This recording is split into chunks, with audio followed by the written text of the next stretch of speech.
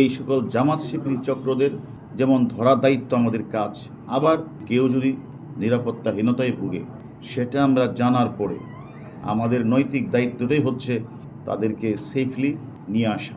নিরাপত্তার স্বার্থেই কিন্তু তাদেরকে আমরা আমাদের ডিবি হেফাজতে, যারা এই ধরনের ধ্বংসলীলা চালিয়েছে, বিভিন্ন স্থাপনায় আগুন লাগিয়েছে, এই সকল দুর্বৃত্তদের, এই সকল জামাত শিবির চক্রদের যেমন ধরা দায়িত্ব আমাদের কাজ, আবার আমাদের পুলিশের একটা কাজ হচ্ছে যদি কেউ যদি নিরাপত্তাহীনতায় ভুগে এবং তারা যদি বিভিন্ন জায়গাগুলিতে বলে যে আমরা আমাদের যে কোনো সময় আমাদের বিপদ হতে পারে, সেটা আমরা জানার পরে আমাদের নৈতিক দায়িত্বটাই হচ্ছে তাদেরকে সেফলি নিয়ে আসা। নতুবা আর এটা কেন আপনারা হয়তো বলতে পারেন যে শুধু তাদের ক্ষেত্রে কেন, আপনারা জানেন এই লোকগুলিকে ঘিরেই, এই কোমলমতি শিক্ষার্থীদেরকে ঘিরেই কিন্তু একটি অসাধু চক্র জামাত বিএনপি, যারা তাদের সুযোগকে অনুপ্রবেশ করে তারা ঢাকা শহরকে, তারা একটা গণতান্ত্রিক সরকারকে তারা পতন ঘটাতে চেয়েছিল।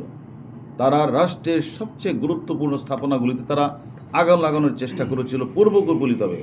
সেই কারণে আমি মনে করি আবার তাদেরকে কোনো কিছু করে আবার যদি তারা আন্দোলনের কোনো কিছু করতে চায়, সে কারণে আমি মনে করি নিরাপত্তার স্বার্থেই কিন্তু তাদেরকে আমরা আমাদের ডিবি হেফাজতে নিই। যেহেতু সে আমাদের কাছে আছে নিরাপত্তার স্বার্থে, তারপরেও আমরা তাদেরকে বিভিন্ন বিষয় তো কথাবার্তা হচ্ছে যে আপনারা এই সুন্দর একটা আন্দোলন করছিলেন ঢাকা বিশ্ববিদ্যালয়ে, আর সেই আন্দোলনের মধ্যে আপনাদের কারা কারা আপনাদের সাথে যোগাযোগ করেছিল, কারা কারা আপনাদের কাছে আপনাদেরকে বিভিন্নভাবে উস্কানি দিয়েছিল, এটা আমরা জানতে চেয়েছি। তারা কিছু নাম্বারও আমাদের বলেছে, নামও দিয়েছে।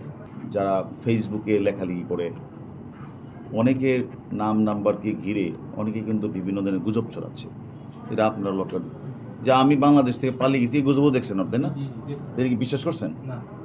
বা অনেকে আমাদের রাষ্ট্রের অনেক ব্যক্তির নামে কিন্তু অনেক গুজব আসছে, এটা তো বিশ্বাস করেন না।